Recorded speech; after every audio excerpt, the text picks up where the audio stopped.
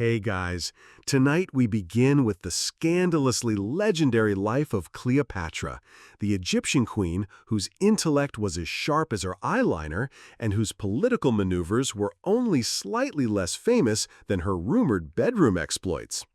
Now, dim the lights, maybe turn on a fan for that soft background hum, and let's ease into tonight's journey together. And before you fall asleep, tell us where you are from. Like, subscribe, and share if you feel it is filled with sleepy history. Let's begin with the Ptolemies, a royal family so committed to keeping the bloodline pure, they basically replaced a dating pool with a gene puddle. In the year 69 BCE, in the ancient city of Alexandria, a child was born into the ruling family of Egypt. Her name was Cleopatra, and she belonged to the Ptolemaic dynasty, a line of rulers descended from Ptolemy, one of Alexander the Great's generals. For almost 3 centuries, her family had ruled Egypt, blending Greek traditions with the ancient culture of the Nile.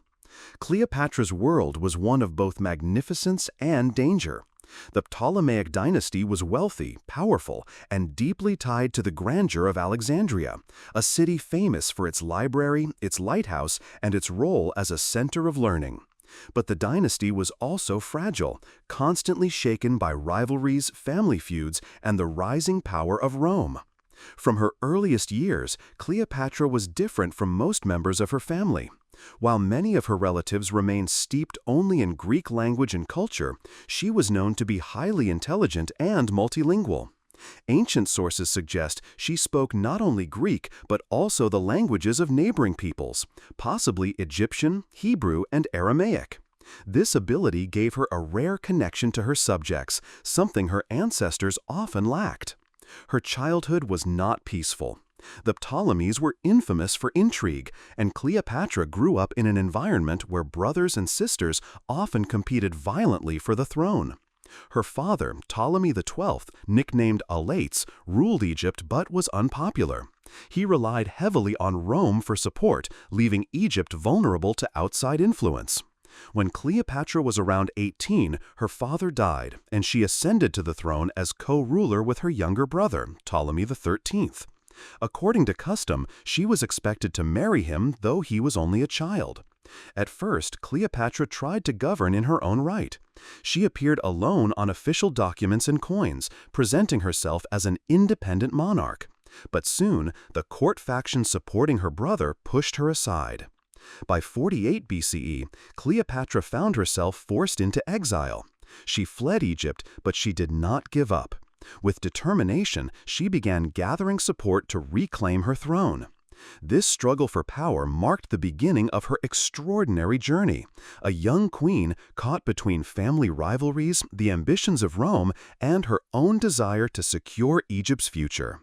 It was during this turbulent time that she would soon cross paths with one of the most powerful men in history, Julius Caesar, and with that meeting, her life would change forever. Cleopatra was not only a queen, but also a symbol of the blending of 2 great civilizations. To understand her fully, one must step back into the story of her ancestry. Her bloodline was both ancient and foreign, both rooted in Egypt and yet separate from it. This complexity is one of the reasons why Cleopatra has fascinated the world for more than 2,000 years. The dynasty to which she belonged was called the Ptolemaic dynasty. Its origin lay not in Egypt, but in Macedonia, the land of Alexander the Great. When Alexander died in 323 BCE, his empire stretched from Greece all the way to India. His generals carved this vast domain into smaller kingdoms, each taking a portion for themselves. One of those generals was Ptolemy, the son of Lagos. He claimed Egypt as his share. Ptolemy was clever. Rather than presenting himself as a conqueror, he wrapped himself in the traditions of the land he now ruled. He founded a royal line that combined Greek heritage with Egyptian kingship. He and his descendants styled themselves as pharaohs, adopting titles that connected them to the gods of Egypt, even as they spoke Greek and followed Greek customs in their court. For almost 300 years, the Ptolemaic family ruled Egypt in this way, standing at the crossroads of cultures. Cleopatra was born into this world in 69 BCE as the daughter of Ptolemy XII. Her father was unmistakably Greek in descent, tracing his line back to Ptolemy I himself. The identity of Cleopatra's mother, however, remains uncertain. Some believe she may have been Cleopatra V, a Greek princess and one of Ptolemy's wives. Others suggest that Cleopatra's mother might have been an Egyptian noblewoman, perhaps from a powerful priestly family. Because the sources are unclear, Cleopatra's exact ethnic background is a mystery. It is this uncertainty that has fueled centuries of debate. Was Cleopatra entirely Greek? Was she partly Egyptian? Could she have been of mixed ancestry, reflecting the mingling of cultures that defined her kingdom? Ancient writers do not give us a clear answer, and so modern historians and enthusiasts continue to speculate. What we do know is how Cleopatra chose to present herself. Unlike many of her ancestors, she embraced the Egyptian language and culture. She was the first of her dynasty to actively learn Egyptian, and she used it to communicate with her subjects. This decision alone set her apart. While earlier Ptolemies were seen as foreign rulers, Cleopatra could speak directly to her people in their own tongue. She also identified herself with the goddess Isis, appearing on coins and monuments in the role of the divine mother and protector of Egypt. This ability to bridge cultures became one of her greatest strengths. To the Greeks and Romans, she could present herself as a queen of Hellenistic sophistication, educated in philosophy, literature, and science. To the Egyptians, she was a pharaoh, in the ancient sense, a daughter of the Nile who honored their gods and traditions. Few rulers in history have managed such a delicate balancing act with such success. The question of her appearance also remains an endless source of fascination. Modern portrayals, from Shakespeare to Hollywood, often depict Cleopatra as a woman of stunning beauty. But the ancient evidence tells a more complex story. Coins minted during her reign show her with a strong, prominent nose and a commanding expression. These were not designed to flatter, they were political images, meant to convey authority and power. Roman writers, who were often hostile toward her, described her not so much in terms of physical beauty, but in terms of her charisma. Plutarch, a Greek historian writing in the Roman world, noted that her attractiveness was not in her looks alone, but in her presence. Her voice, her wit, her intelligence, and her charm, these, he wrote, were the qualities that made her irresistible. To those who met her, she was more than a queen, she was a force of nature. Her education also reflected her ancestry and the world she inherited. In Alexandria, a city filled with scholars, philosophers, and scientists, Cleopatra had access to the greatest learning of her age. She was trained in Greek philosophy and literature, studied mathematics and astronomy, and learned the intricacies of medicine and statecraft. Some sources even suggest she wrote works on these subjects, though none have survived. Her knowledge was not merely academic, it was practical, and she used it to strengthen her rule. She understood the economy of Egypt, which depended heavily on the fertile lands of the Nile and the export of grain. She grasped the delicate balance of politics in the Mediterranean, where Rome's ambitions threatened the independence of every smaller state. She knew the value of diplomacy, the importance of speech, and the power of image. All of this came from her education, her ancestry, and her unique position at the crossroads of cultures. The legacy of her ancestry also carried challenges. As a member of the Ptolemaic dynasty, she was bound by traditions of family politics that were often brutal. The Ptolemies had a long history of sibling rivalries, intermarriage, and betrayal. Brothers and sisters were sometimes forced to marry one another to keep the bloodline, quote, pure, though this often led to conflict. Cleopatra herself became co-ruler with her younger brother, Ptolemy XIII, and was expected to marry him according to custom. This union was not a marriage of love, but one of necessity, reflecting the strange and often dangerous traditions of her dynasty. Her ancestry also meant that she was constantly compared to her predecessors. Some had been strong rulers, expanding Egypt's influence. Others had been weak, leaving the kingdom vulnerable to Roman interference. Cleopatra understood that she had to prove herself, not only as a queen, but as a Ptolemy worthy of her lineage. The debates of her heritage and appearance continue to this day, but perhaps they matter less than what she accomplished with the identity she inherited. She was a queen who could move between worlds, who could be Greek and Egyptian, intellectual and divine, political and personal. She turned what might have been a weakness, her family's foreignness, into a strength, making herself a ruler who embodied the richness of both cultures. As she stepped more firmly into her reign, Cleopatra would use this ancestry, this dual identity, to build alliances that shaped the destiny of empires. She was not simply the last of the Ptolemies, she was the bridge between worlds, the heir of Alexander's general and the living Pharaoh of Egypt, the woman who could captivate both her subjects and the most powerful men of Rome. Her ancestry was the foundation of her reign. It gave her legitimacy, mystery, and power. And in time, it would become part of the legend that still surrounds her. Cleopatra, the queen who seemed to belong to every world, and yet to none completely. When most people today hear the name Cleopatra, they imagine a queen of dazzling beauty, adorned in golden jewelry, dressed in flowing silks, and painted with the striking cosmetics of ancient Egypt. In popular imagination, she is remembered as one of the most beautiful women to have ever lived. But how close is this image to the historical reality?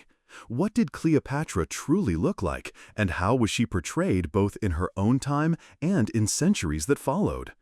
To answer these questions, we must begin not with legend, but with the evidence left behind from her own reign, her coins, busts, and statues. These are the closest images we have of Cleopatra created during her lifetime. On silver coins minted in Alexandria and other parts of her kingdom, Cleopatra is depicted with sharp, defined features. She is shown with a long nose, prominent chin, and high forehead. Her hairstyle, pulled back tightly and often adorned with a royal diadem, reflects the fashion of her dynasty rather than Egyptian tradition. These images were not meant to flatter, they were political tools. A coin in the ancient world was more than money.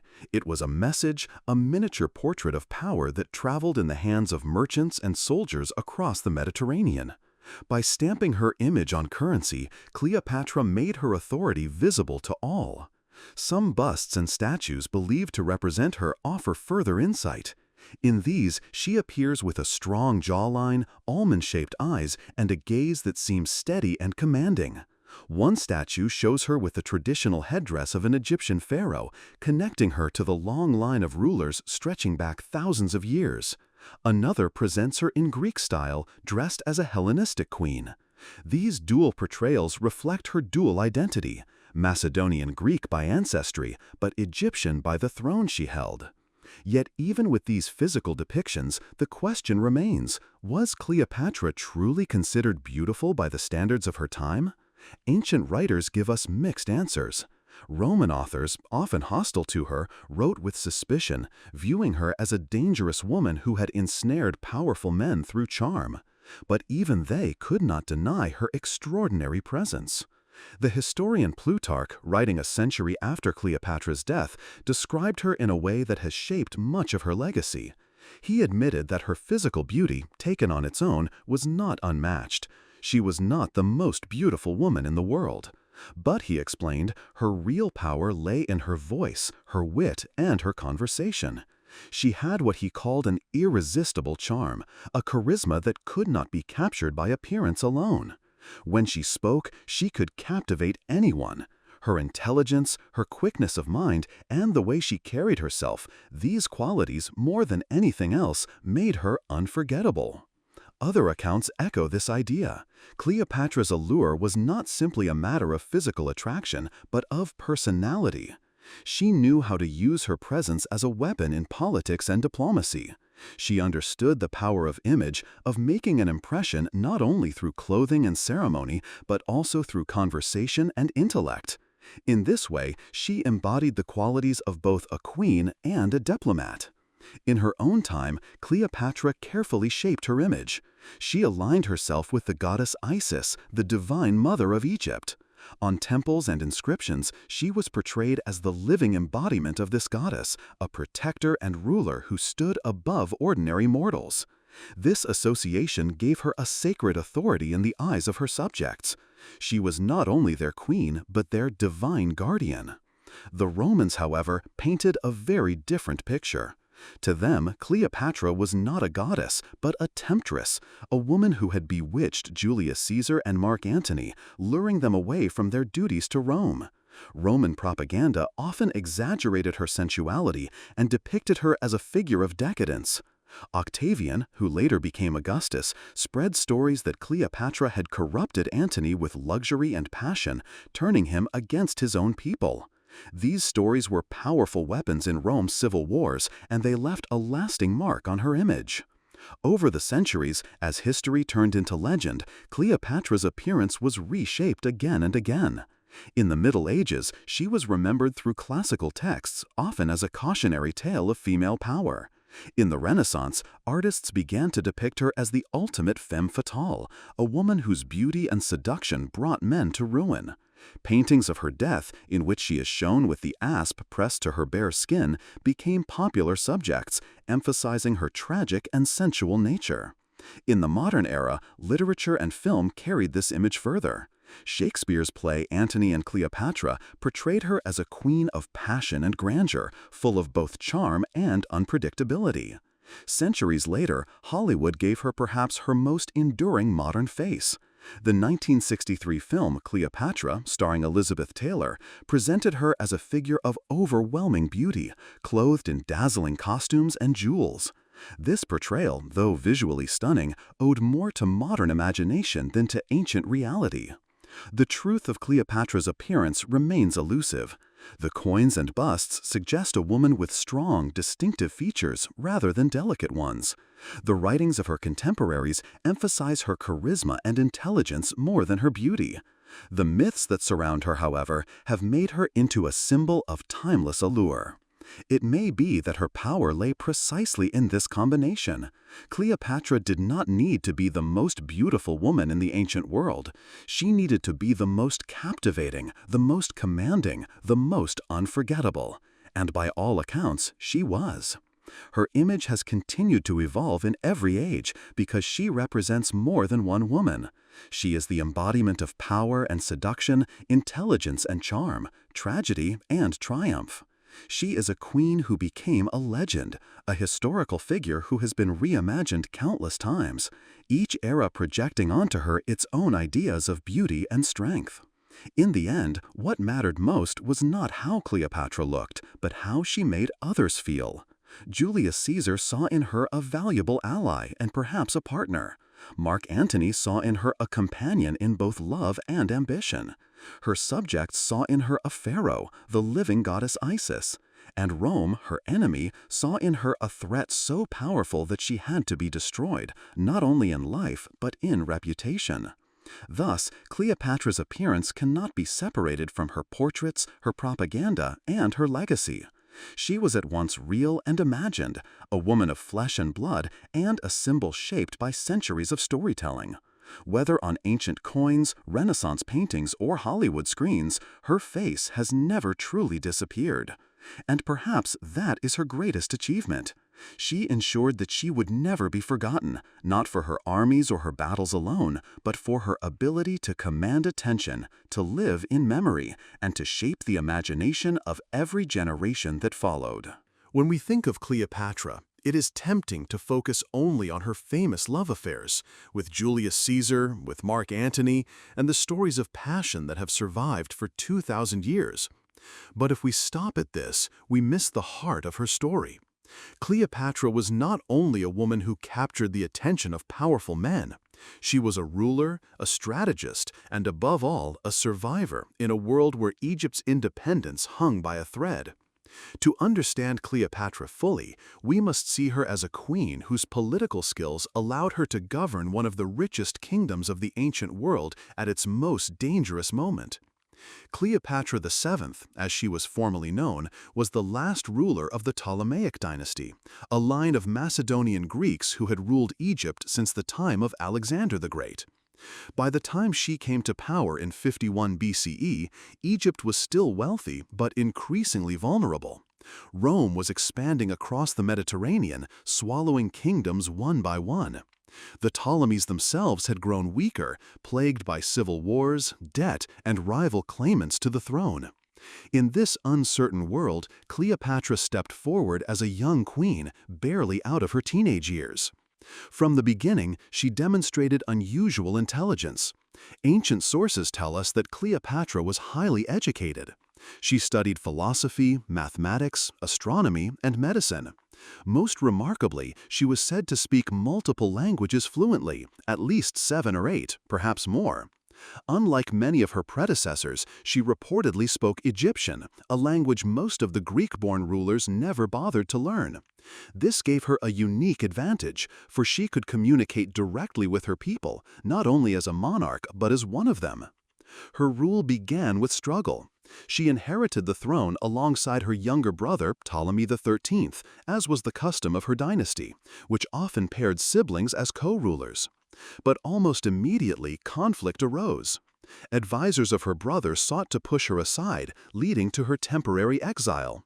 For most rulers, such a setback would have meant the end. But Cleopatra was not one to accept defeat. She carefully planned her return and, in a bold move, aligned herself with Julius Caesar, who had just arrived in Egypt in pursuit of his rival Pompey.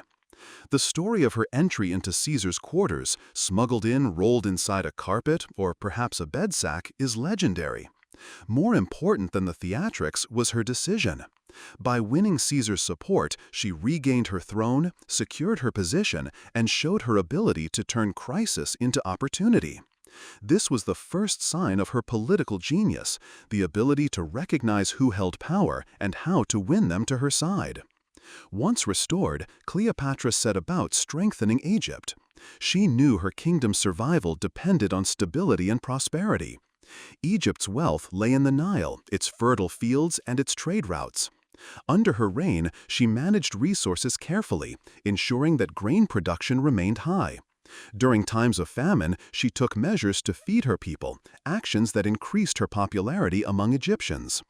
Cleopatra also worked to maintain Egypt's independence in the face of Rome's growing influence. This was no small task. Rome was the superpower of the age, its armies unmatched. But Cleopatra used diplomacy where weapons would have failed. Her relationships with Caesar and later with Mark Antony were not only personal but profoundly political. Through these alliances, she positioned Egypt as a key partner rather than a passive subject. Her political acumen extended to propaganda as well. Cleopatra understood the importance of image. She presented herself not only as queen but as pharaoh, tying herself to the long and sacred traditions of Egypt. She was depicted as the goddess Isis reborn, the divine mother and protector of the land. This dual identity, Greek by ancestry, Egyptian by kingship, allowed her to appeal to both her Macedonian elite and her native Egyptian subjects. It was a delicate balance, but she maintained it with skill. At the same time, Cleopatra was pragmatic. She knew when to act boldly and when to yield. For example, she avoided unnecessary wars, understanding that Egypt could not afford prolonged conflict with Rome. Instead, she focused on strengthening the economy, supporting learning, and cultivating alliances. She patronized scholars in Alexandria, one of the great centers of learning in the ancient world, and kept alive the legacy of knowledge that had made Egypt famous since the days of the Great Library. Her political maneuvering became most visible in her relationship with Mark Antony. After Caesar's assassination in 44 BCE, Cleopatra faced uncertainty once more. Rome plunged into chaos, and her survival depended on choosing the right ally. She sailed to meet Antony in Tarsus in 41 BCE, where she staged one of the most spectacular entrances of her reign. According to Plutarch, she arrived on a golden barge with purple sails, dressed as the goddess Aphrodite, surrounded by music and incense. This was not mere extravagance, it was strategy. By appealing to Antony's senses, she secured his attention. By presenting herself as a living goddess, she reinforced her authority. The partnership that followed was both romantic and political. Together, they had children and shared power. Antony provided military support. Cleopatra provided wealth and resources. Their union threatened Octavian, Antony's rival in Rome, who began a propaganda campaign portraying Cleopatra as a dangerous foreign queen who sought to dominate Rome through seduction. This image, though hostile, was proof of her influence. She was seen not as a passive figure, but a political player powerful enough to shake the future of Rome itself. Even as Rome turned against her, Cleopatra continued to demonstrate resilience. After the defeat at Actium in 31 BCE, when Antony's and Cleopatra's forces lost to Octavian, she did not immediately surrender. She returned to Alexandria and made preparations for defense, negotiating with Octavian even as her position crumbled. To the very end, she acted as a ruler, weighing her options, seeking survival, and refusing to be reduced to a mere captive. Cleopatra's political acumen lay in her adaptability. She could act decisively in crisis, charm allies when needed, and rule with authority at home. She balanced tradition with innovation, combining Greek learning with Egyptian identity. She turned personal relationships into political weapons, not out of weakness, but out of necessity in a world where Egypt stood in the shadow of Rome. It is easy to see Cleopatra only through the lens of romance, but when we examine her reign closely, we find a ruler who governed for nearly 2 decades, who navigated wars and civil strife, and who preserved Egypt's independence longer than many thought possible. She was not simply a figure of beauty, but a queen who understood power, how to gain it, how to use it, and how to hold it, even when surrounded by enemies. When Cleopatra's name is spoken, 2 figures almost always follow: Julius Caesar and Mark Antony. These 2 Roman leaders are inseparable from her legend, for it was with them that she secured her throne, preserved Egypt's independence for a time, and etched her story into the memory of the world. The first of these alliances with Julius Caesar was not only one of passion, but also one of profound political consequence. To understand Cleopatra's rise to power, we must step back to the fateful years when her destiny crossed with that of Rome's most famous general. It was 48 BCE, and the Mediterranean was in turmoil. Rome was in the midst of a civil war. Julius Caesar had emerged victorious in Gaul, but his rivalry with Pompey the Great, once his ally, had plunged the Republic into chaos. After a series of battles, Pompey fled to Egypt, hoping for safety. Egypt itself was unstable. King Ptolemy XII, Cleopatra's father, had died 3 years earlier, leaving the throne to his children, Cleopatra VII and her younger brother Ptolemy XIII, who were to rule jointly as husband and wife according to Ptolemaic tradition. But in truth, power did not rest equally between them. Courtiers and advisors, acting in the name of the young boy king, sought to push Cleopatra aside. She was forced into exile, stripped of her position, and left to wander in the deserts of Syria, waiting for a chance to return. When Pompey arrived in Egypt, the expected welcome. Instead, he found betrayal. Hoping to please Caesar, who now pursued Pompey across the seas, Ptolemy's regents had Pompey murdered as soon as he landed. His head was severed, his body left on the shore. But when Caesar arrived in Alexandria soon after, he was not impressed.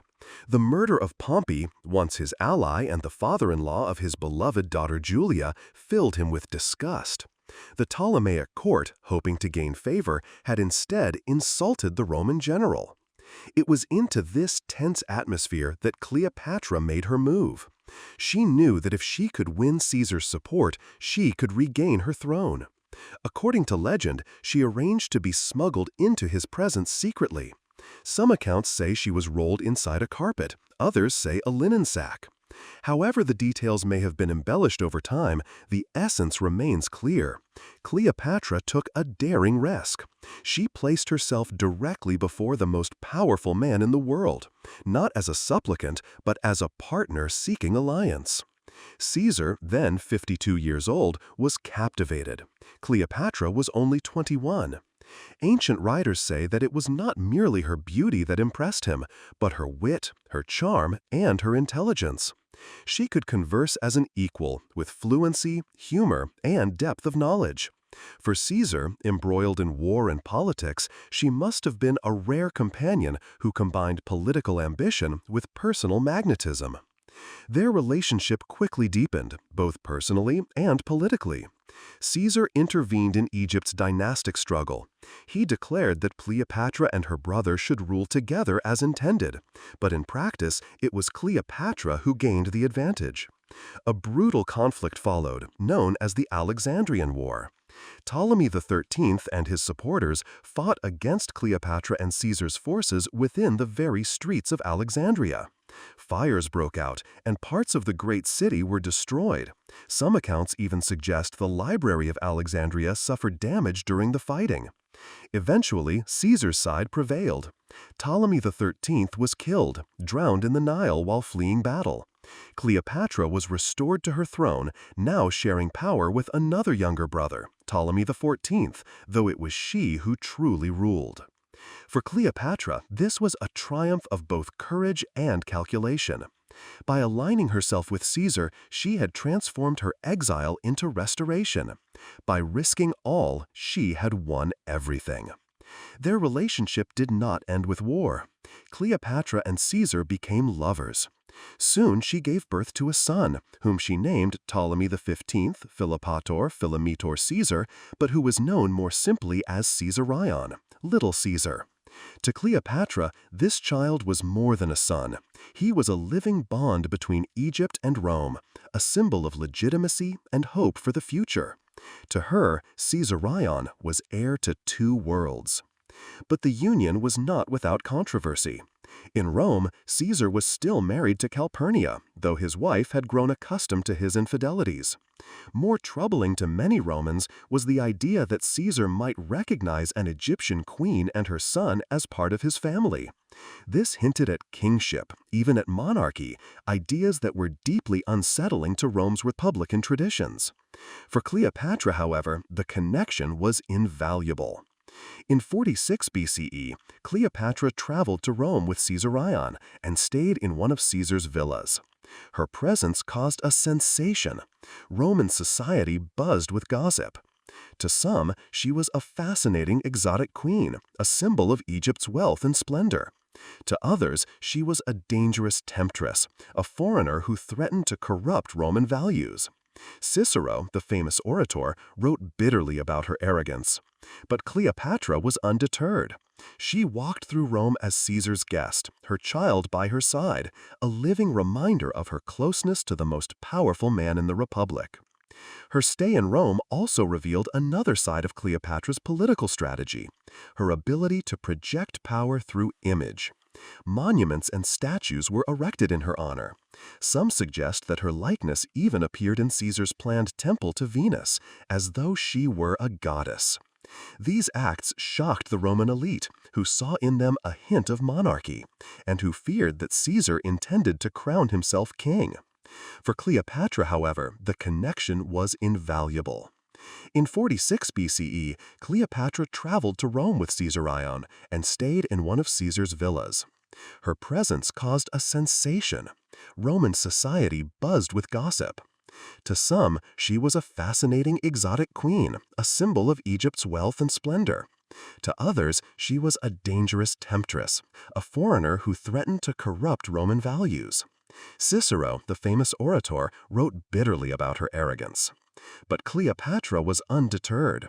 She walked through Rome as Caesar's guest, her child by her side, a living reminder of her closeness to the most powerful man in the Republic. Her stay in Rome also revealed another side of Cleopatra's political strategy, her ability to project power through image. Monuments and statues were erected in her honor. Some suggest that her likeness even appeared in Caesar's planned temple to Venus, as though she were a goddess. These acts shocked the Roman elite, who saw in them a hint of monarchy, and who feared that Caesar intended to crown himself king. But Caesar's time was short.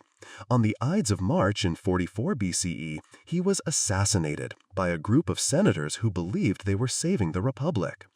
Cleopatra, still in Rome, suddenly found herself in danger. Her ally was gone, her future uncertain.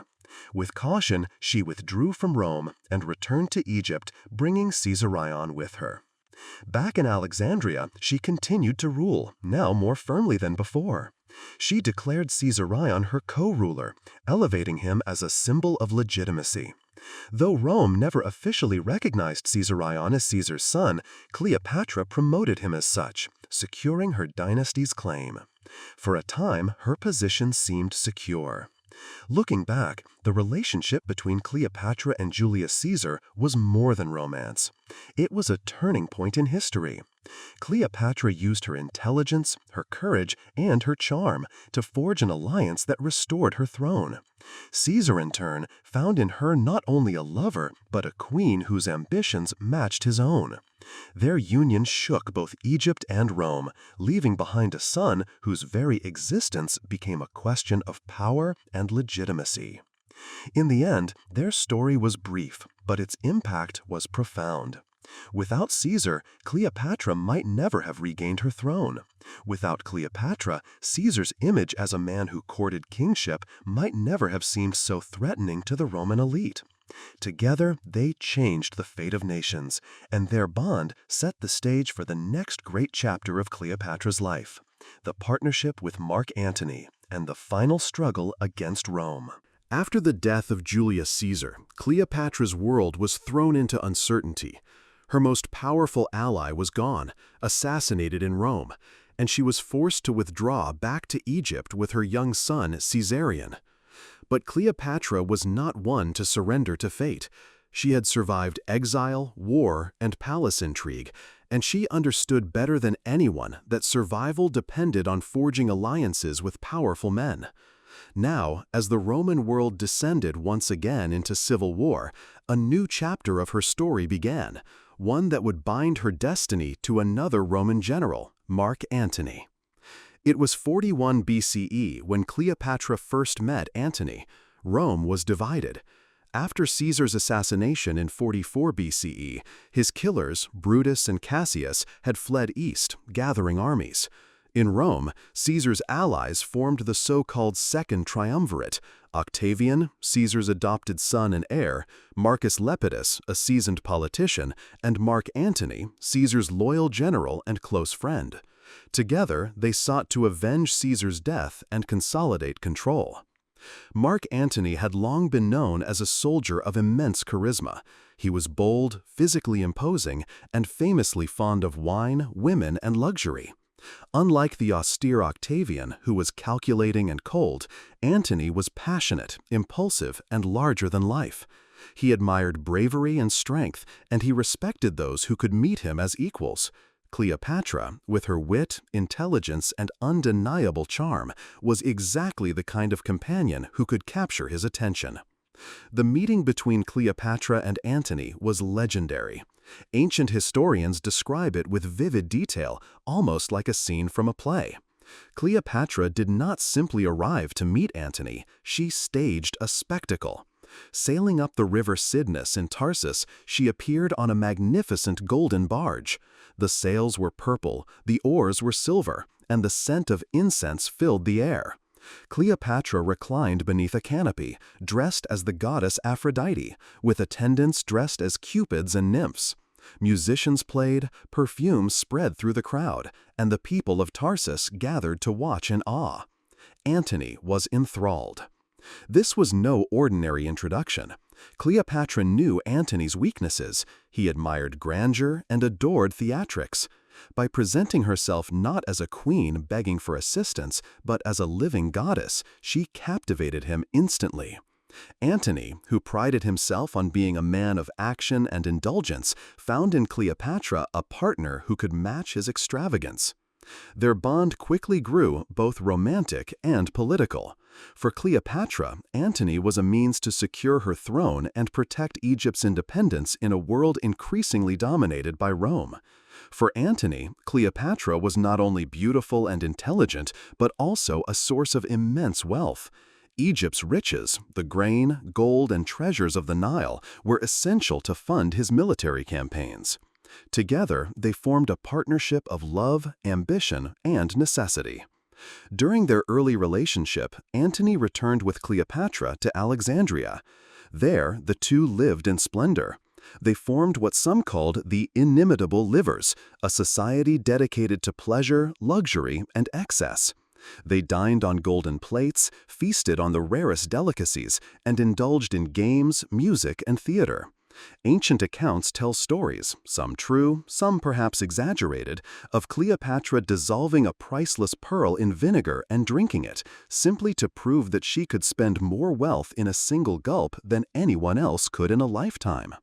But behind the indulgence was strategy. Cleopatra provided Antony with resources for her wars, and in return, Antony restored lands to her kingdom that had long been lost. Under his favor, Egypt reached its greatest territorial extent in centuries. Together, they envisioned a new order in which Egypt and Rome might stand side by side, united through their alliance. Cleopatra bore Antony 3 children, twins Alexander Helios and Cleopatra Selene, and later a son, Ptolemy Philadelphus.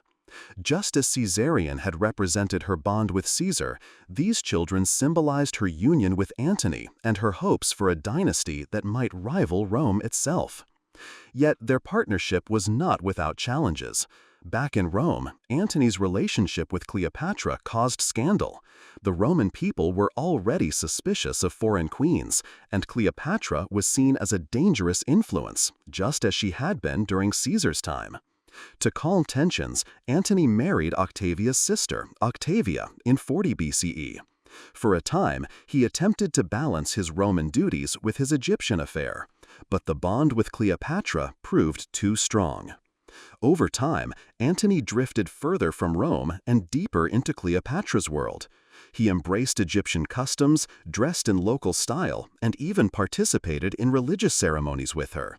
This gave Octavian, his rival, an opportunity. Octavian portrayed Antony as a man who had abandoned Roman values, seduced and corrupted by a foreign queen.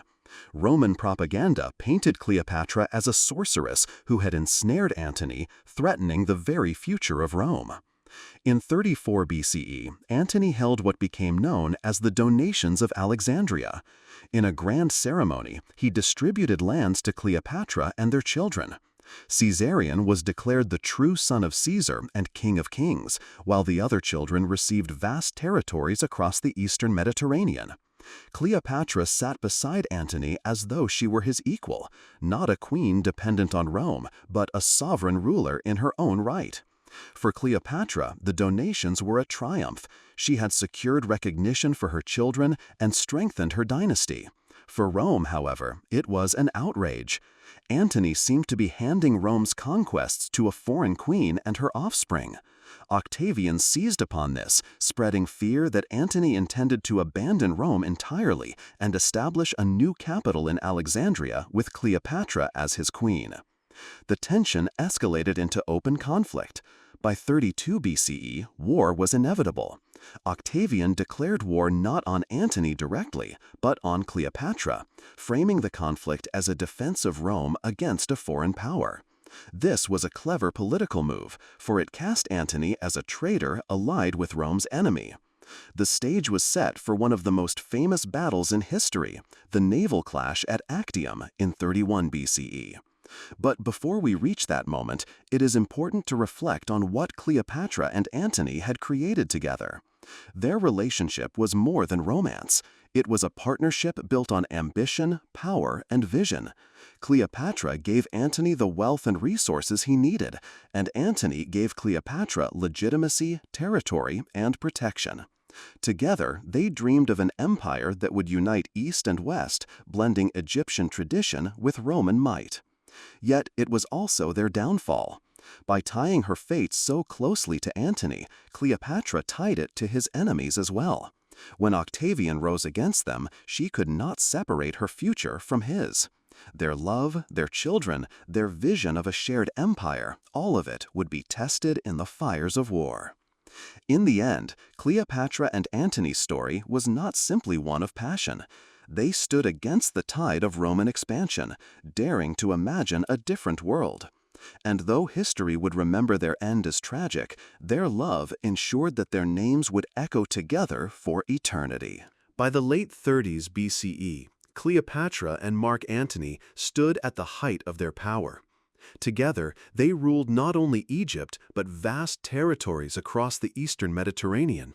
Their children had been granted royal titles, and their vision of a new dynasty seemed within reach.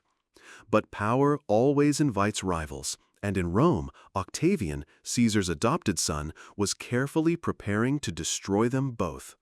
The alliance between Antony and Octavian had once been solid. They were bound by their loyalty to Caesar and by Antony's marriage to Octavia, Octavian's sister. Yet time and distance had weakened that bond. Antony's devotion to Cleopatra and his long absence from Rome gave Octavian the chance to turn public opinion against him. In Rome, Octavian was building his image as the defender of traditional Roman values.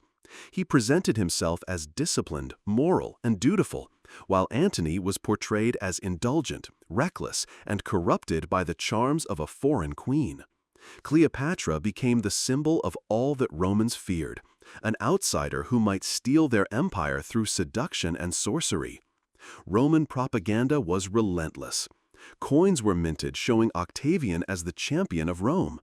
Poets and politicians whispered that Antony was no longer a true Roman, but a slave to Cleopatra.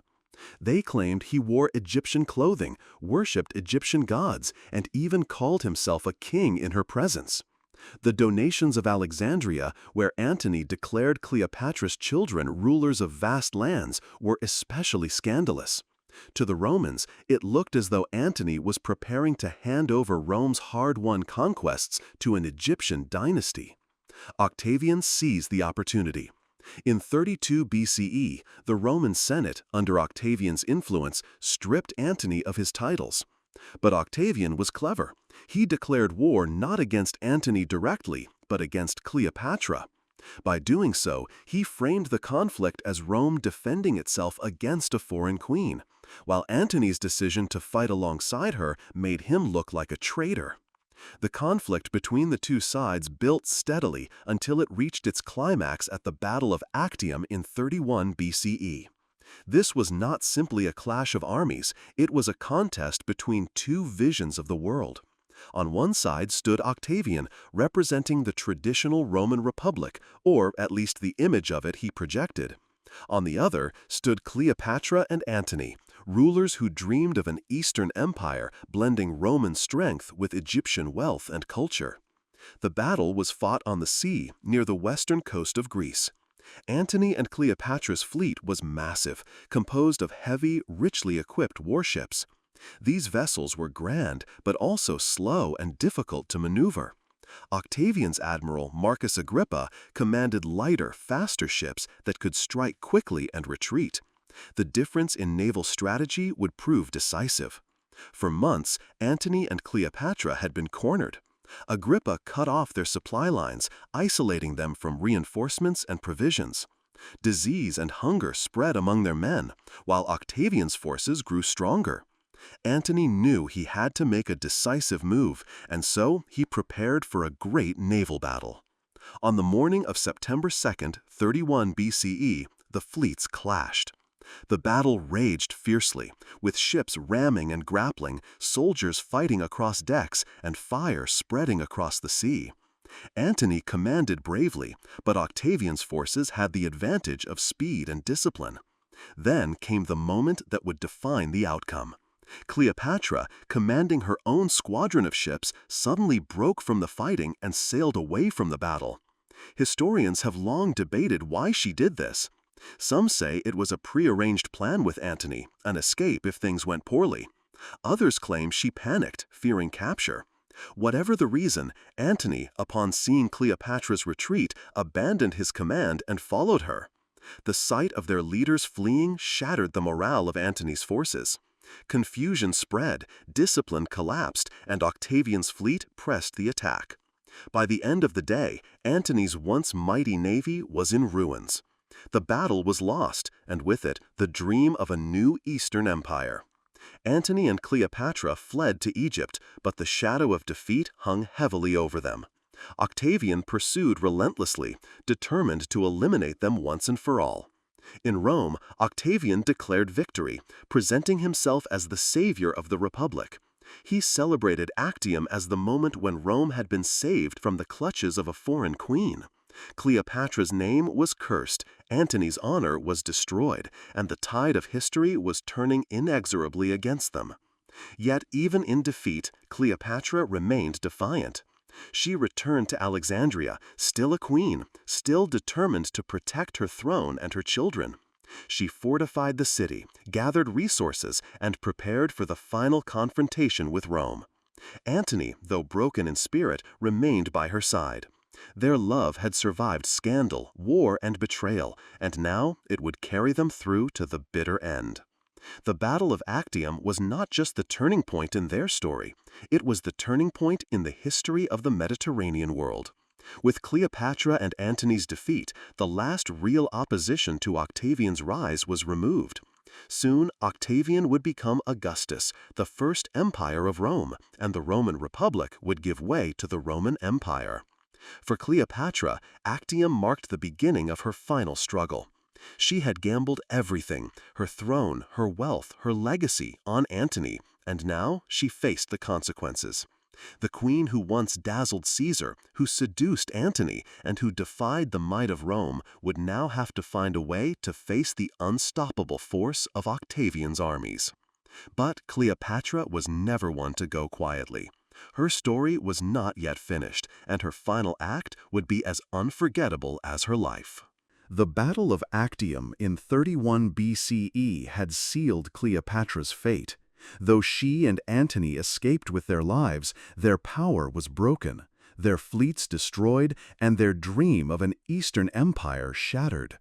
Back in Alexandria, the queen faced a future where the armies of Rome were closing in and the shadows of defeat hung heavily over her palace. Yet Cleopatra was not a woman to surrender easily. She had spent her entire life fighting for her throne, her people, and her survival. Even in these final days, she remained a strategist, a ruler, and above all, a queen. When Antony and Cleopatra returned to Egypt, their position was precarious. Octavian had won not only a military victory, but also the war of perception. In Rome, he cast Cleopatra as a dangerous temptress who had bewitched Antony and nearly stolen Rome's destiny. The Senate and the people of Rome saw her as the embodiment of foreign corruption, a queen who had dared to challenge the eternal city. Still, Cleopatra did not despair. She fortified Alexandria, stockpiled treasure, and sought new alliances. She even sent emissaries to distant kingdoms, offering gold in exchange for support. Yet her power was waning, and one by one, potential allies turned away, unwilling to risk Rome's wrath. Antony, meanwhile, was a shadow of his former self. Once Rome's greatest general, he now found himself branded a traitor and abandoned by many of his followers. His loyalty to Cleopatra never wavered, but his spirit was broken. He drank heavily, struggled with despair, and clung desperately to the love that had once given him strength. By 30 BCE, Octavian marched on Egypt. His armies swept through the land, meeting little resistance.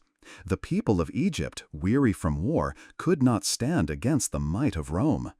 Octavian's generals moved swiftly toward Alexandria, while his fleet cut off the city from escape. Cleopatra prepared for the inevitable siege. In these last days, she considered every possible strategy. Some sources suggest she even entertained the idea of sending her children into hiding, hoping to preserve her dynasty through them. She also tried one last time to negotiate with Octavian. She sent gifts, messages, and pleas, offering to surrender her throne if her children could be spared. Octavian, however, was a master of patience. He played along with her negotiations, but secretly resolved to bring her to Rome as a living trophy of his triumph. For Cleopatra, this was the ultimate humiliation. To be paraded in chains through the streets of Rome, mocked and jeered by the people, was a fate worse than death. As Octavian's forces surrounded Alexandria, Antony made one last attempt to resist. He led a desperate charge against Octavian's troops, but it was hopeless. His men were outnumbered and outmatched. Soon, word reached him that Cleopatra had been captured, or so he was told. Believing that his beloved queen was already dead, Antony could no longer bear to live. He fell on his own sword, choosing an honorable death over capture. But his wound did not kill him instantly. In agony, he was carried to Cleopatra's hidden chambers, where he died in her arms. According to ancient accounts, she wept bitterly over him, embracing his body and covering him in tears and blood. Their love, forged in passion and tested in war, had reached its tragic end. Now alone, Cleopatra faced the end with dignity. Octavian entered Alexandria and confronted her directly. By all accounts, he treated her with respect, yet his intentions were clear. He wanted her alive to parade in his triumph back in Rome. Cleopatra understood this perfectly. In her final days, she prepared carefully for death. She bathed, dressed in her finest royal robes, and adorned herself with jewels. She visited Antony's tomb, offering prayers and declaring her wish to be buried beside him. She feasted one last time with her attendants, as though to remind the world that she was still a queen even in her final hours. The exact details of her death remain a mystery. Ancient writers tell us that she arranged for a venomous serpent, an asp, to be smuggled into her chamber, hidden in a basket of figs. After eating, she lifted the serpent to her breast and allowed it to strike, its poison bringing a swift death. Other accounts suggest she used a poisoned ointment or a sharp hairpin dipped in venom. The truth is uncertain, but what matters is that Cleopatra chose her own end, denying Octavian the satisfaction of parading her in Rome. When Octavian entered her chamber, he found her lifeless body lying on a golden couch, dressed as if for a royal ceremony. Two of her loyal attendants lay dead beside her, having chosen to follow their queen into death. Cleopatra was 39 years old. Octavian was furious at being denied his living trophy, but he could not help but admire her courage. He allowed Cleopatra to be buried with Antony, granting her final wish. Their tomb has never been definitively found, but somewhere in Egypt, the queen and her Roman lover were laid to rest side by side. With Cleopatra's death, the Ptolemaic dynasty came to an end. Egypt, once a powerful and independent kingdom, became a province of Rome. The age of the pharaohs, which had lasted for thousands of years, was over. Octavian returned to Rome triumphant. In 27 BCE, he was granted the title Augustus, becoming the first emperor of Rome. The Roman Republic was gone, replaced by the Roman Empire. And at the heart of this transformation was Cleopatra's story, her rise, her loves, her wars, and her death. Cleopatra's life ended in tragedy, but her legacy endured for centuries. To the Romans, she was remembered as a seductress, a dangerous foreign queen who had nearly brought down their republic. Their writers and poets portrayed her as cunning, manipulative, and dangerously alluring. But there was another side to her story. Cleopatra was also remembered as one of the most intelligent and capable rulers of her age. She spoke many languages, governed wisely, and preserved Egypt's independence for as long as possible against the might of Rome. Her charisma, her ambition, and her refusal to surrender made her unforgettable. In later centuries, her legend only grew. Shakespeare immortalized her in his play Antony and Cleopatra, portraying her as both majestic and vulnerable, a queen torn between love and power. Painters of the Renaissance and Baroque eras depicted her dramatic death, often with the asp at her breast. In the 20th century, Hollywood made her a symbol of beauty and glamour, most famously in the 1963 film starring Elizabeth Taylor. Even today, Cleopatra remains one of history's most iconic figures. She is remembered not only for her relationships with Caesar and Antony, but for her determination to shape her own destiny in a world dominated by men. She represents both the grandeur of ancient Egypt and the timeless struggle of a woman fighting for power, survival, and love. Cleopatra's death marked the end of an era, but her story continues to captivate the imagination of the world. More than 2,000 years later, her name still evokes mystery, passion, and power. She was the last pharaoh of Egypt, the lover of Rome's greatest men, and the queen who defied an empire. Her life reminds us that history is not only about battles and empires, but also about the choices of individuals, choices that can change the course of the world. Cleopatra chose to live as a queen and to die as one, leaving behind a legacy that no conqueror could erase. The life of Cleopatra came to its dramatic end in 30 BCE. Yet, as fascinating as her story is, one of the greatest mysteries of the ancient world still remains unsolved: the location of her tomb. Cleopatra and Antony, bound together in life and death, were said to have been buried side by side in Egypt. But where exactly they rest has puzzled historians, archaeologists, and dreamers for over 2,000 years. After Cleopatra's death, Octavian, soon to be Augustus, granted her one final dignity. Despite his frustration that she had denied him a triumph, he allowed her to be laid to rest alongside Antony. Ancient writers like Plutarch tell us that she was buried splendidly and royally with Antony. But the details end there. No ancient author recorded the exact location of the tomb. Some claimed it was in Alexandria, the city Cleopatra had ruled and transformed into one of the greatest cultural centers of the ancient world. Others suggested it might have been hidden somewhere more remote, far from the reach of her enemies. What we do know is that the tomb was built quickly, likely in the days immediately following their deaths. Octavian would not have lingered long in Egypt. His goal was to return to Rome with his victory secure.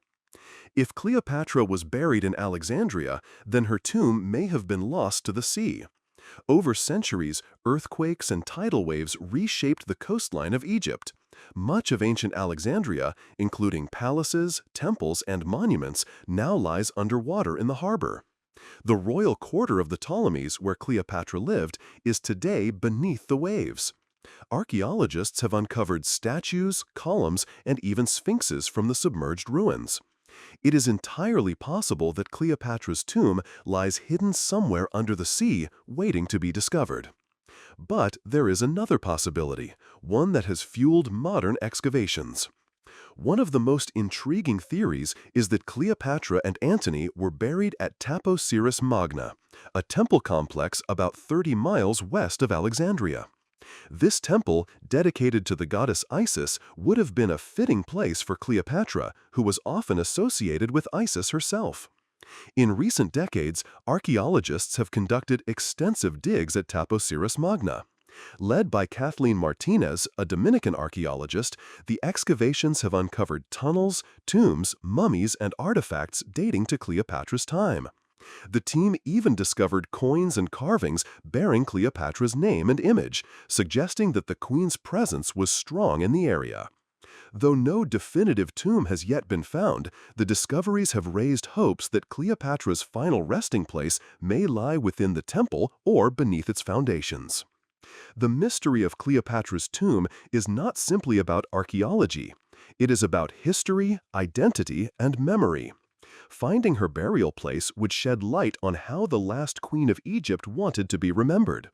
Was she buried in royal Egyptian style with golden sarcophagi and hieroglyphic inscriptions? Or was her tomb more Roman in design, reflecting her life caught between two worlds? It might also answer questions about her children. Some speculate that Cleopatra's offspring, particularly Caesarion, her son by Julius Caesar, may have been buried nearby, if they survived long enough. While ancient accounts say Caesarion was killed on Octavian's orders, there is no firm evidence of his final resting place. Most importantly, finding the tomb would give us a tangible connection to Cleopatra herself. For centuries, she has been a figure of myth, legend, and imagination. Her tomb could provide the historical reality that has long eluded us. Even without a known grave, Cleopatra achieved a form of immortality. Her story continues to be told, retold, and reimagined. Perhaps it is fitting that her tomb remains hidden, shrouded in mystery, much like her life. Ancient Egyptians believed that a ruler's spirit lived on through their tomb and their memory. Cleopatra's memory, preserved in history, literature, and art, has far outlived the stone walls of any burial chamber. Excavations continue at sites like Taposiris Magna. Every discovery brings new excitement. Whether or not her tomb is ever found, the search itself keeps Cleopatra's story alive in the public imagination. For some, the mystery is even more powerful than the answer. The idea that Cleopatra still lies hidden, waiting to be found, allows us to dream of uncovering one of history's greatest secrets. Cleopatra's life ended in tragedy, but her mystery endures. She was a queen who fought for her throne, who loved and lost, and who chose her own death rather than surrender to humiliation. In death, as in life, she defied the world's expectations. Perhaps one day her tomb will be discovered, and we will stand face to face with the last queen of Egypt. Or perhaps she will remain forever hidden, her legacy preserved not in stone, but in the stories we tell. Either way, Cleopatra has achieved what every ruler dreams of: eternal remembrance. The story of Cleopatra did not end with her death in 30 BCE. In many ways, that moment was only the beginning of a new life for the queen, one that has lasted for over 2,000 years. While her kingdom was absorbed into Rome, Cleopatra herself became larger than life, transformed into a legend, a symbol, and a timeless figure in art, literature, and popular culture. Her legacy has shifted across centuries, shaped by the pens of poets, the brushstrokes of painters, and the lenses of filmmakers. Each era has seen her differently, sometimes a cunning seductress, sometimes a tragic heroine, and sometimes a powerful ruler ahead of her time. Cleopatra's reputation was first shaped not by Egyptians, but by her enemies. After her death, Octavian, soon to be Augustus, controlled the story. To him, Cleopatra was not a queen defending her throne, but a dangerous foreign woman who had bewitched two of Rome's greatest men. Roman writers like Horace and Propertius described her as a temptress, a woman whose charms threatened the stability of the Roman world. In this telling, she was not a ruler of intellect, but a figure of excess and luxury. This propaganda served Octavian well. By portraying Antony as a man who had been enslaved by Cleopatra's beauty, he justified his victory as a defense of Roman virtue. Thus, from the beginning, Cleopatra was cast in a dual role: powerful but dangerous, beautiful but destructive. More than 1,600 years later, Cleopatra reappeared on the stage of Renaissance England. In his play Antony and Cleopatra, 1607, William Shakespeare gave her one of her most enduring portraits. Shakespeare's Cleopatra is witty, playful, and unpredictable. She is deeply in love, yet fiercely independent. Unlike the cold seductress of Roman accounts, she is passionate and human, capable of laughter, jealousy, and tenderness. Her final moments in the play, choosing the asp over humiliation, are written as a triumphant act of self-possession. She dies after the high Roman fashion, but also as an Egyptian queen, refusing to let her legacy be controlled by Rome. Through Shakespeare, Cleopatra became not just a historical figure, but a universal symbol of love, loss, and defiance. During the Renaissance and Baroque periods, artists across Europe were fascinated by Cleopatra's dramatic death. Painters like Guido Reni and Artemisia Gentileschi created works depicting the queen with the asp at her breast, often emphasizing her beauty even in death. These paintings often reflected the values of their time. To some, Cleopatra represented the dangers of passion and female power. To others, she was a romantic heroine, noble in her final act. By the 18th and 19th centuries, romantic poets and painters had embraced her fully. Cleopatra appeared in operas, ballets, and novels, each retelling her story with new layers of imagination. The 20th century brought Cleopatra to the silver screen. Silent films of the early 1900s showed her as a glamorous temptress, surrounded by luxury and jewels. But the most famous portrayal came in 1963 with Elizabeth Taylor's Cleopatra. The film became legendary not only for its costumes and sets, but for its scandalous behind-the-scenes romance between Taylor and Richard Burton, mirroring the love story of Cleopatra and Antony. In this film, Cleopatra was presented as both a queen and a lover, a woman of political skill and personal passion. For many, Taylor's image remains the definitive Cleopatra, a dazzling, powerful woman draped in gold. Hollywood cemented her as a pop culture icon, blending history and fantasy into a spectacle that continues to influence how we picture her today. In more recent years, Cleopatra has been re-examined as more than a seductress or tragic lover. Scholars and filmmakers have highlighted her political brilliance, her command of languages, her economic reforms, and her ability to navigate one of history's most dangerous political landscapes. Modern writers see her as a ruler who defied the male-dominated world of Rome, a queen who refused to be a puppet, and a leader who fought for her dynasty until the end. In this sense, Cleopatra has become a feminist icon, a reminder of how women in power have often been misrepresented by history, their achievements overshadowed by their personal lives. Even today, Cleopatra continues to inspire. She appears in novels, television shows, fashion designs, and video games. Musicians and artists invoke her name to symbolize power, allure, and mystery. The fascination with her tomb has also made headlines, with archaeologists searching for her final resting place in hopes of solving one of history's greatest mysteries. Her image, whether on coins of the ancient world or posters of modern films, remains instantly recognizable. Few historical figures have maintained such a presence across so many centuries. What makes Cleopatra's legacy so powerful is its adaptability. She has been many things to many people. To the Romans, she was a dangerous foreign queen. To Shakespeare, a tragic heroine. To painters, the embodiment of beauty. To Hollywood, a glamorous spectacle. To modern audiences, a brilliant leader and symbol of resilience. In truth, Cleopatra was all of these things and more. She was a queen who lived at the crossroads of civilizations, who understood the power of image as much as politics, and who turned her life into a story that would never be forgotten. Though her tomb remains lost, Cleopatra has achieved a form of immortality greater than any monument could provide. She exists in the collective imagination, alive in every retelling of her story. More than 2,000 years after her death, we still speak her name. We still debate her choices, her loves, her triumphs, and her failures. She remains one of the most recognizable women in world history. In the end, Cleopatra accomplished what all rulers dream of. She made herself unforgettable. Hey, history lovers! Ever wonder about a city carved directly into towering rose-red cliffs?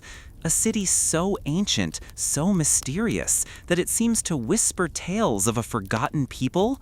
Get ready, because today we're unearthing the secrets of Petra, the Rose City, a place where every rock face has a story and every shadow holds a whisper of a lost civilization. From its hidden desert location to the incredible ingenuity of its creators, prepare to be absolutely mesmerized by the Nabateans and their breathtaking masterpiece. Stick around, because you won't believe the engineering and artistry that went into creating wonders like the iconic treasury and the colossal monastery. This is more than just history, it's an adventure waiting to unfold. Petra, meaning rock in Greek, is an ancient city located in southwestern Jordan, nestled in a great rift valley east of Wadi Araba, about 80 kilometers south of the Dead Sea. It's often called the Rose City due to the reddish hue of the sandstone cliffs from which its incredible structures are carved. The history of Petra stretches back to prehistoric times, with evidence of human settlement in the area as early as 7000 BCE during the Neolithic period. The Edomites occupied the region around 1200 BCE. However, it was the Nabateans, an ancient Arab tribe, who truly established Petra as their capital in the 4th century BCE. Under Nabatean rule, Petra flourished as a major trading hub, strategically positioned along vital caravan routes that transported frankincense, myrrh, spices, and other goods between Arabia, Egypt, Syria, and even as far as China and India. This immense wealth allowed the Nabateans to develop a sophisticated civilization and create the awe-inspiring rock-cut architecture we see today. In 106 CE, the Roman Empire, under Emperor Trajan, annexed the Nabatean kingdom, making Petra part of the Roman province of Arabia Petraea. Despite this, Petra continued to thrive for a period. However, a combination of shifting trade routes and devastating earthquakes, particularly in 363 CE, led to the city's gradual decline and eventual abandonment by the 8th century CE. Petra remained largely unknown to the Western world until its rediscovery by the Swiss explorer Johann Ludwig Burckhardt in 1812. Today, Petra is a UNESCO World Heritage Site and one of the new 7 wonders of the world, attracting millions of visitors who come to marvel at its unique blend of ancient Eastern traditions and Hellenistic architecture. The Nabateans were an extraordinary ancient Arab people whose story is one of resilience, ingenuity, and immense wealth built on trade in the most challenging of environments. From nomads to masters of trade. Originally, the Nabateans were a nomadic Arab tribe, likely migrating from the Arabian Peninsula. Early accounts, such as those by Diodorus Siculus, documenting events from 312 BCE, describe them as fierce and independent desert dwellers, living in tents, shunning agriculture, and resisting outside control. What set them apart was their unparalleled knowledge of the desert. They mastered water conservation, developing sophisticated systems of hidden cisterns and channels to collect precious rainwater, allowing them to survive and thrive where others couldn't. Their nomadic lifestyle eventually gave way to a settled, highly organized society, especially as they began to dominate the lucrative caravan trade routes. Petra, their chosen capital, was strategically located at the crossroads of these routes, connecting Arabia, Egypt, Syria, and even further afield to India and China. They became the ultimate middlemen, controlling the flow of highly sought-after goods. Frankincense and myrrh. These aromatic resins, essential for religious ceremonies and perfumes throughout the ancient world, were their primary source of wealth. The Nabateans transported them from southern Arabia to Mediterranean ports. Spices, precious stones, and luxury goods. Their trade network extended to encompass a vast array of exotic items, including textiles, silks, metals, and even live animals. Bitumen and copper. They also controlled the trade and mining of these vital resources in their own region. A flourishing civilization. This immense wealth allowed the Nabateans to establish a prosperous and expansive kingdom. At its peak, their influence stretched from Damascus in the north to Hegra, modern Madain Saleh in Saudi Arabia, in the south, and to the Mediterranean coast at Gaza. Their civilization was marked by several remarkable achievements. Architectural marvels. Their most iconic legacy is the breathtaking rock-cut architecture of Petra. They didn't just build, they sculpted entire facades, tombs, and temples directly into the sandstone cliffs. This unique style blended indigenous traditions with Hellenistic influences, showcasing incredible precision and artistic flair. Mastery of water engineering. Beyond their famous monuments, their most crucial innovation was their sophisticated hydraulic system. They engineered dams, cisterns, rock-carved channels, and ceramic pipes to collect, store, and transport water across vast distances, sustaining a population that may have reached 20 to 30,000 in Petra alone, in an incredibly arid region. Aramaic language and writing. The Nabateans adopted Aramaic as their written language, and their distinctive script evolved into what would eventually become the basis for the modern Arabic alphabet. While they left few lengthy historical texts, thousands of inscriptions on rocks, tombs, and coins provide invaluable insights into their culture and daily life. Unlike many ancient kingdoms ruled by absolute monarchs, the Nabatean rulers seem to have governed with a more democratic approach, often using titles like Friend of the People, suggesting a consensus-based leadership rather than outright tyranny. While maintaining a distinct identity, they were open to outside influences, incorporating elements of Greek and Roman art into their own unique style. The Nabatean kingdom, despite its wealth and strategic importance, eventually caught the attention of the Roman Empire. In 106 CE, under Emperor Trajan, the Romans annexed the kingdom, transforming it into the Roman province of Arabia Petraea. Petra continued to flourish for a time under Roman rule, becoming a major Roman city. However, the shifting of global trade routes, particularly the increasing reliance on seaborne trade in the Red Sea, gradually diminished Petra's commercial dominance. Furthermore, powerful earthquakes, notably one in 363 CE, caused significant damage. By the 8th century CE, Petra was largely abandoned, its wonders swallowed by the desert sands. Despite their eventual absorption into the Roman Empire and the subsequent loss of Petra to the Western world for centuries, the Nabateans left an indelible mark on history. Their ingenuity in adapting to harsh environments, their economic prowess, and above all, their stunning architectural achievements continue to captivate and inspire, a testament to a truly fascinating and often unjustly forgotten civilization. The architecture of Petra is truly unique, a breathtaking fusion of natural rock formations and human ingenuity. What sets it apart is that many of its most iconic structures are not built from the ground up, but are meticulously carved directly into the vibrant sandstone cliffs.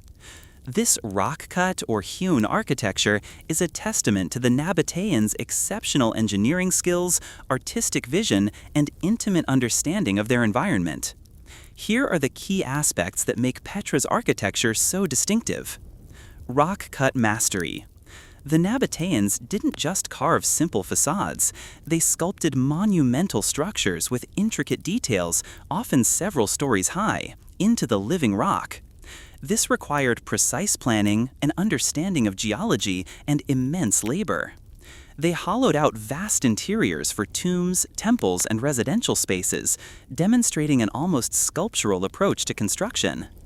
Hellenistic and Roman influences with a Nabatean twist. While the Nabateans were an Arab people, their trade empire brought them into contact with various cultures, particularly the Hellenistic, Greek, and later Roman worlds. Their architecture beautifully incorporates elements like columns, pediments, friezes, and classical motifs. However, these elements are often reinterpreted with a distinctive Nabatean flair, leading to unique proportions, stylized floral patterns like their characteristic crow-step merlons, and an overall sense of grandeur that is undeniably their own. The buildings are not merely placed in the landscape, they are part of it. The natural contours, colors, and even imperfections of the sandstone were often incorporated into the design, making the structures feel organically grown from the cliffs rather than imposed upon them. The ever-changing light plays dramatically on the rose-red rock, giving the monuments a dynamic and ethereal quality throughout the day. Though not strictly architectural facades, the sophisticated water collection and distribution systems, channels, cisterns, dams, ceramic pipes, are an integral part of Petra's overall built environment.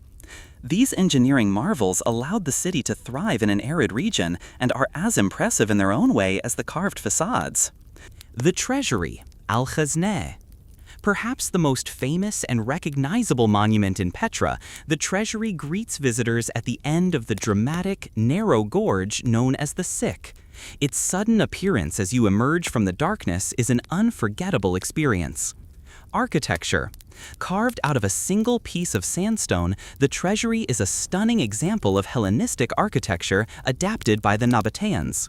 Its facade is approximately 40 meters, 130 feet, high and 25 meters, 82 feet wide.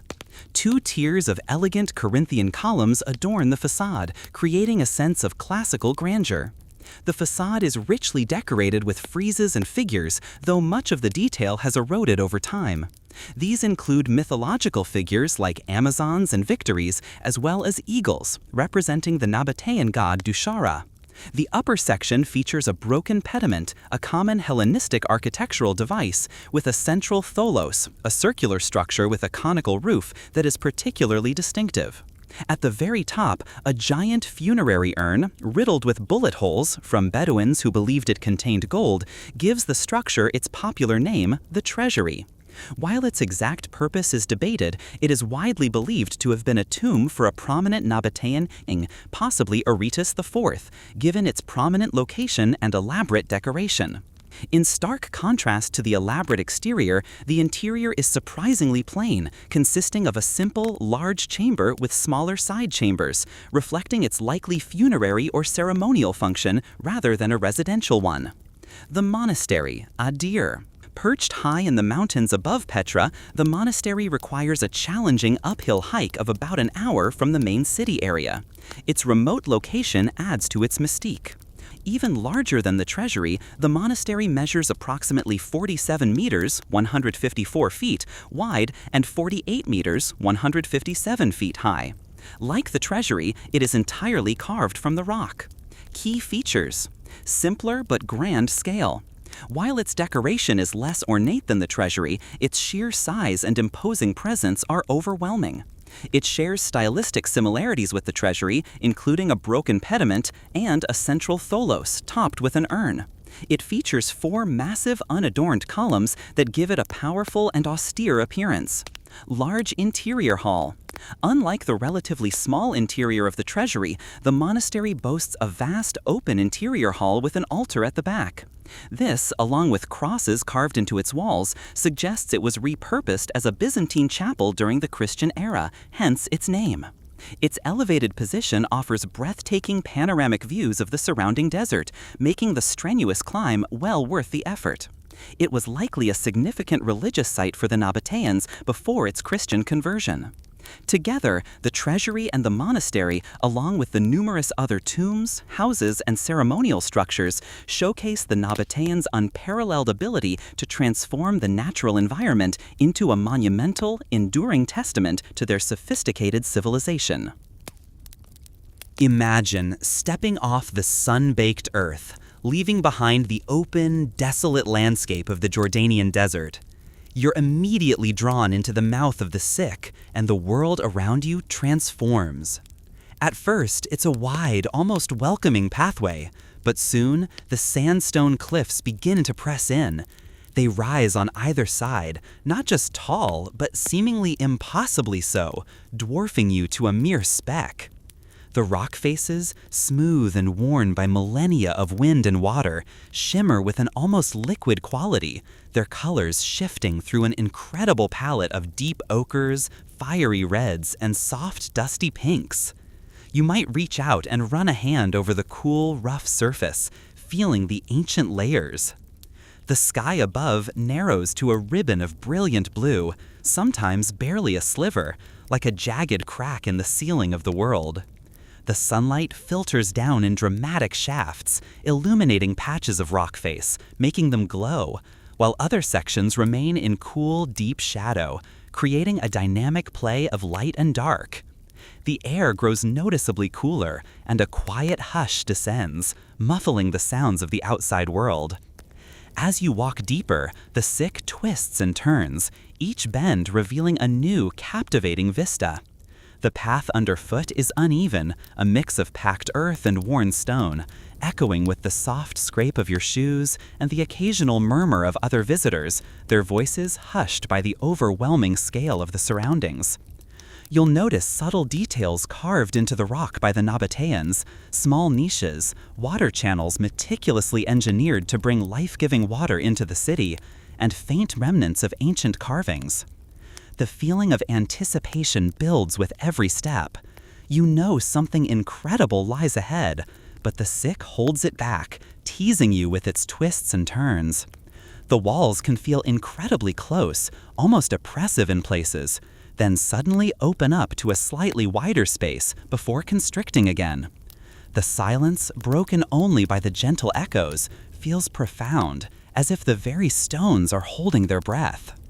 And then, just as you're immersed in the labyrinthine embrace of the gorge, a tantalizing glimpse appears through a final narrow crack. a hint of ornate columns, a flash of intricate carving, a sliver of impossible beauty. You quicken your pace, your heart thrumming with excitement, as the walls finally draw back and the magnificent, awe-inspiring facade of the treasury explodes into the desert light. A moment so dramatic, so breathtaking, that it truly feels like stepping into another world, into the heart of ancient Petra. You've entered a world transformed. The sun-drenched open desert is gone, replaced by a realm of colossal stone. Above you, on either side, the sandstone cliffs rise not just high, but impossibly so, creating a sense of awe and wonder that washes over you, silencing all but your own breath. They stretch skyward, layers of time etched into their formidable faces, painted in a palette of deep russet, fiery orange, and soft blushing pink. It feels as if you're walking through the very arteries of the earth, a magnificent natural cathedral whose vaulted ceilings are the narrow strips of brilliant blue sky far, far above. Every twist and turn of the path brings a new revelation. The sheer scale of these natural walls is humbling, making you feel like a tiny, insignificant speck in a world of giants. Yet there's also an undeniable feeling of profound beauty, a serenity that comes from being so utterly surrounded by such ancient, majestic power. The air, cooler here in the embrace of the rock, carries a faint, earthy scent, and the light, filtered and diffused, casts dramatic shadows that dance and shift, making the very stone seem alive. This isn't just a place, it's an experience that awakens something primal within you, inviting you to marvel at the raw artistry of nature and the incredible ingenuity of those who dared to carve their legacy into its heart. As you walk, the grandeur of the cliffs isn't the only thing that envelops you. A profound stillness settles, punctuated by the soft scrape of your shoes on the ancient path. But if you listen closely, truly listen beyond the immediate sounds, you can hear the echoes of the past, whispering stories of ancient times. It's not a literal sound, perhaps, but a deep, resonant feeling. The immense, smooth rock walls seem to amplify the quiet, allowing your imagination to fill the space. You might almost catch the faint jingle of camel bells from a long-departed caravan laden with frankincense and spices, pushing deeper into the canyon. Perhaps the murmur of ancient Nabatean voices bargaining in the bustling city center, or the rhythmic tap of a stonemason's hammer carving an intricate facade high above. The distant splash of water from a hidden spring, channeled by ingenious ancient hands, might seem to drift on the air. This isn't just a walk, it's a sensory journey back through millennia. The very air feels steeped in history, carrying the silent weight of countless footsteps, countless lives lived, countless stories unfolding within these very walls. It's as if the spirit of the lost city itself is breathing around you, inviting you to connect with a time when this canyon was a vibrant artery of trade and culture, teeming with life. Imagine the treasury as the sun begins its slow descent, painting the western sky in hues of fiery orange and soft violet. The harsh midday glare softens, and a magical transformation begins to unfold before your eyes. As the sun dips lower, the already vibrant rose-red sandstone of the treasury is slowly bathed in a breathtaking golden light. The warm rays strike its intricate facade at an angle, making every carved detail, every column, every frieze stand out in sharp relief. The natural striations and textures of the rock seem to ignite, deepening the reds, enhancing the ochres, and adding a rich, almost molten quality to the stone. Shadows lengthen and deepen within the recessed doorways and beneath the ornate pediment, creating a dramatic contrast that accentuates the monument's three-dimensional grandeur.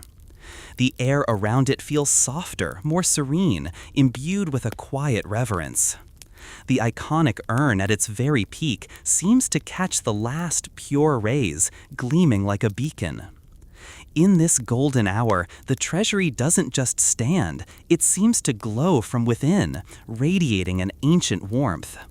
It's a moment of profound beauty and tranquility, where the genius of the Nabateans, carved into the very earth, feels most alive, whispering tales of glory under the benevolent gaze of the setting sun. It's a view that etches itself into your memory, a truly unforgettable highlight of Petra's timeless majesty. Beyond the breathtaking visuals, close your eyes for a moment and let your other senses take over. Let the calming sounds of the desert wind and the faint, persistent trickle of water create a serene atmosphere that wraps around you. The wind, no longer a harsh force, sighs softly as it sweeps through the narrow canyons, a gentle, whispering breath across the ancient stones. It carries the subtle scent of dry earth and distant scrub, a timeless melody that has played across these cliffs for millennia. It rustles gently around the colossal treasury, a barely audible hum that seems to carry the secrets of ages. And beneath that soft sigh, if you listen carefully, you'll discern the delicate, persistent sound of trickling water. It's the lifeblood of this arid land, channeled by the ingenious Nabateans through their intricate systems of pipes and conduits carved into the rock. It might be the distant drip from a hidden spring, or the soft gurgle of water moving through ancient channels, a constant, reassuring whisper that speaks of sustenance and survival in this formidable landscape. These subtle sounds combine to create a profound sense of peace. The grandeur of the rock, the golden light, and now the gentle symphony of wind and water merge, transforming your experience into a truly meditative journey. You're not just observing Petra, you're feeling its ancient heartbeat, a quiet, serene rhythm that transcends time. As darkness descends, a new, ethereal chapter begins to unfold over Petra. The last vestiges of twilight fade from the western horizon, and the vibrant hues of the sandstone yield to deeper, more mysterious tones, dark reds turning to charcoal, ochres to shadowed browns. The air grows crisp and cool, carrying the untouched scent of the desert night. And then, above the towering, silent facades, as if a velvet curtain has been drawn back, the stars begin to shine brightly in the incredibly clear desert sky. Without the interference of city lights, the celestial canopy is a breathtaking spectacle. Thousands upon thousands of pinpricks of light emerge, a dazzling tapestry of constellations, nebulas, and the faint milky band of the Milky Way stretching across the vast expanse. Each star feels closer, more intense, a diamond dust scattered across an infinite canvas. Under this magnificent celestial dome, the ancient monuments take on a new, ghostly grandeur. The treasury and other carved structures, no longer illuminated by the sun, stand as colossal silhouettes against the star-dusted sky. Their intricate details are softened, becoming mysterious outlines that hint at their daytime splendor. The silence deepens, broken only by the whispers of the wind, amplifying the feeling of profound history and the timeless connection between this ancient city and the universe above it. It's a moment of pure, unadulterated awe, where you feel truly connected to the echoes of the past and the infinite possibilities of the cosmos. As the last glimmer of the stars becomes a silent, brilliant backdrop, a new light begins to softly emerge, not from the sun, but from above. Imagine the ancient city lit by the ethereal glow of the moonlight, transforming Petra into a truly magical and mystical scene. The sandstone cliffs, which were fiery red by day and silhouetted by starlight, now take on a haunting silvery luminescence. The moonlight, soft and diffused, washes over the monumental facades of the treasury and other hidden tombs, giving them an almost ghostly glow. Details that were sharp in the sun now soften, creating deep, velvety shadows that play across the intricate carvings, making them appear to shift and breathe with an ancient life. The sick, previously a shadowed passage, becomes a tunnel of whispered secrets under the moon's cool embrace. Every curve and crevice seems to hold a deeper mystery. The air is still and profound, broken only by the occasional gentle sigh of the desert wind. In this silvery light, the scale of Petra feels even more immense, more awe-inspiring. The absence of color and the dominance of light and shadow turn the entire city into a living sculpture, a monochrome dreamscape where the past feels incredibly close, almost tangible. It's a moment suspended in time, where the legends of the Nabateans feel not just like history, but like an active, mystical presence, alive under the watchful eye of the moon. As the magical moonlight bathes the ancient city in its soft glow, and the celestial tapestry of stars continues its silent dance above, the deep sense of peace that has settled upon Petra now extends to you. The echoes of history, the grandeur of the carved cliffs, the ethereal beauty of the night, all slowly begin to recede, leaving behind a profound tranquility. Let the whispers of the wind, now a gentle lullabying sigh through the canyons, and the soft, almost imperceptible sounds of the desert carry you away into a peaceful sleep. The coolness of the night air embraces you, a comforting blanket. The subtle rustle of distant sand, the faint rhythmic chirping of an unseen desert creature, or the barely audible trickle of ancient water channels, these become the soothing soundtrack to your slumber. Every sense softens, every thought drifts away. The vastness of the desert night, the timeless silence of the hidden city, all conspire to invite a deep and restorative rest. You are a part of this ancient landscape, cradled by its serene majesty, drifting into dreams filled with the rose-red glow of dawn, the ingenuity of ancient peoples, and the profound beauty of a world steeped in history. Good night. So, you've journeyed with us in your imagination through the awe-inspiring sick, witnessed the golden glow of the treasury, felt the serene whisper of the desert wind, and gazed upon Petra under a blanket of starlight and moonlight. But let me tell you, while words and videos can paint a picture, nothing, absolutely nothing, compares to experiencing the magic of Petra for yourself. To stand dwarfed by those colossal cliffs, to trace the ancient carvings with your own eyes, to feel the cool stone beneath your fingertips, and to truly let the profound silence and history wash over you. This isn't just a sight to see, it's a world to step into. If you've ever dreamed of walking through history, of discovering ancient wonders, or simply finding a place of unparalleled beauty and tranquility, then make it your mission to visit Petra someday. It's an adventure that will stay with you long after you've left its rose-red embrace. Start planning your journey. The lost city is waiting to reveal its secrets to you, in person. As you close your eyes now, after this journey through the heart of Petra, take a moment, breathe deeply, slowly, letting the incredible calmness of this ancient city wash over you. Imagine the cool, clean desert air filling your lungs, carrying the faint, soothing scent of stone and open spaces. Feel the echoes of the quiet sick, the gentle embrace of the moonlit cliffs, the soft, timeless whispers of the wind. Let any lingering thoughts or worries dissolve with each slow exhale. This profound peace, the serenity of Petra, is yours to carry. Allow that tranquility to settle deep within you, guiding you gently, effortlessly, as you drift off into a truly peaceful sleep. Sweet dreams, infused with the timeless magic of the Rose City. The year is 878 AD. England is not yet one nation, but a patchwork of fragile kingdoms: Wessex, Mercia, East Anglia, and Northumbria.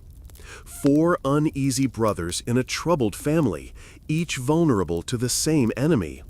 For nearly a century, that enemy has come from across the northern seas, the Norsemen, the Danes, the heathen army that the world will one day call the Vikings.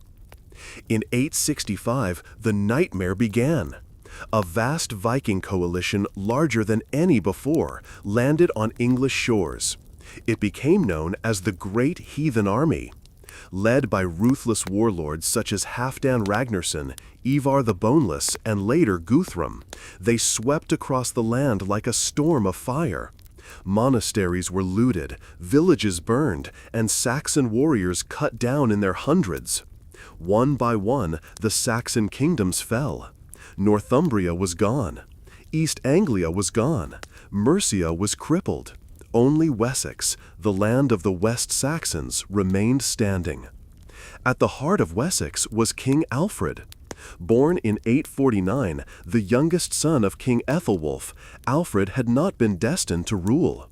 Fate and the deaths of his brothers placed the crown upon his head. Unlike many rulers of his time, Alfred was not just a warrior. He was a scholar and a strategist. But now the enemy was at his gates, and no wisdom from books could stop them. By the end of 877, Wessex was in grave danger. The Vikings had seized much of its land and were wintering deep inside the kingdom, something they had never done before. This was not a raid to plunder and leave, it was a conquest. Their leader, Guthrum, wanted not just silver, but the throne of Wessex itself. Then came the moment that changed everything. January 878. 12th night, the feast after Christmas. Alfred's royal court was gathered in Chippenham, celebrating the season. The Saxons believed the Vikings were far away. They were wrong. Guthrum struck without warning. In the middle of the night, the Vikings stormed into the town. Torches lit the darkness, houses burned, and shouts turned to screams. Alfred's guards barely had time to react before the enemy was upon them. The royal forces scattered. The court was broken. With only a handful of loyal men, Alfred fled into the freezing night. They rode hard through the winter landscape, pursued by Viking scouts, until they reached the edge of the Somerset Levels, a wilderness of marshes, bogs, and tangled waterways. Here, in this damp and desolate land, Alfred found safety. The marshes could hide him, though they offered little comfort. For the people of Wessex, the king seemed to vanish. Rumors spread. Some claimed he had been killed. Others whispered that he had abandoned them. Viking rule tightened its grip.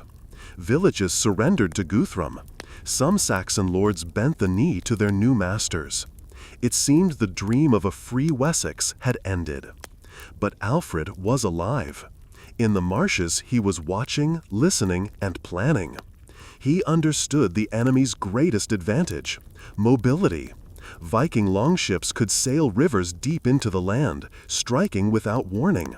Armies were too slow to stop them. Alfred knew that to survive, he needed time, and time could only be bought by disappearing from their sight. In this age, a king's power depended on his presence. To vanish was to risk losing all authority. But Alfred saw invisibility as a weapon. If the Vikings believed him broken, they would grow careless. He could wait until the right moment to strike. The life he now lived was far from royal. His shelter was a crude hut in the marshes. His food was whatever could be hunted or fished. His only companions were a small band of loyal men. But in this exile, Alfred learned patience. He studied the Viking movements, learned their patterns, and thought about how to fight them on his own terms.